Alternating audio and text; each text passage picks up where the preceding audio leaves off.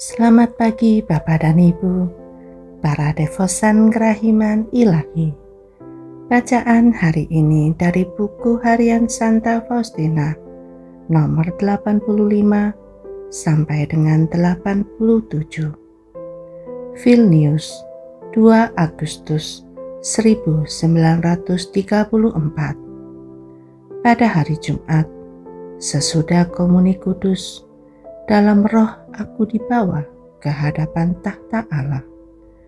Di sana aku melihat bala surga yang tak henti-hentinya memuji Allah.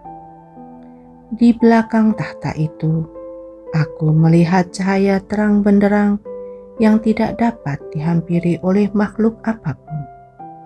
Dan yang ada di sana hanyalah sabda yang menjelma, yang masuk sebagai pengantara. Ketika Yesus memasuki terang itu, aku mendengar suara ini. Tulislah segera apa yang engkau dengar. Aku adalah Tuhan sedari kodratku, dan aku bebas dari semua perintah atau kebutuhan. Kalau aku menciptakan makhluk semuanya muncul dari lubuk kerahimanku. Dan pada saat itu juga aku mendapati diriku seperti sebelumnya, sedang berada di dalam kapel berlutut di bangku. Tepat pada waktu misa berakhir, aku melihat semua perkataan itu sudah tertulis. Sekali peristiwa, aku menyaksikan betapa Bapak pengakuanku sangat menderita karena karya ini yang akan segera dilakukan Allah lewat Dia. Ketika aku menyaksikan hal itu, ketakutan mencekam aku sejenak. Dan aku berkata kepada Tuhan, Yesus, ini adalah urusanmu. Mengapa engkau berlaku demikian terhadap dia?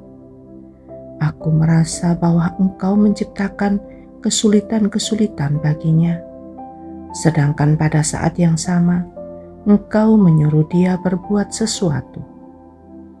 Tulislah bahwa siang dan malam tatapan mataku tertuju padanya, dan aku mengizinkan semua penderitaan ini untuk meningkatkan pahalanya. Bukan buah-buah yang baik yang kuberi ganjaran, tetapi kesabaran dan ketabahan untuk menderita demi aku. Vilnius, 26 Oktober 1934. Pada hari Jumat pada pukul 6:10, aku dan beberapa anak asrama berjalan dari taman ke ruang makan untuk makan malam.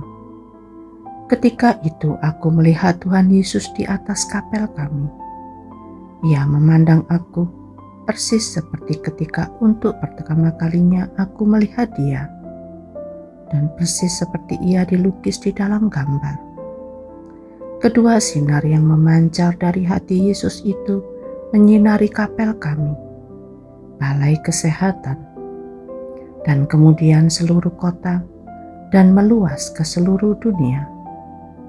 Penglihatan ini berlangsung sekitar 4 menit, lalu lenyap. Salah satu dari anak-anak perempuan itu yang berjalan bersamaku sedikit di belakang yang lain juga melihat sinar itu, tetapi ia tidak melihat Yesus, dan ia tidak tahu dari mana sinar itu berasal. Dengan berapi-api ia bercerita kepada anak-anak yang lain.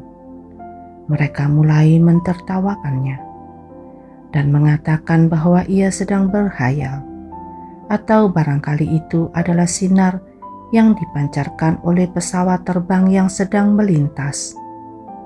Tetapi ia tetap bersikuku pada keyakinannya, sambil berkata bahwa belum pernah ia melihat sinar seperti itu sebelumnya.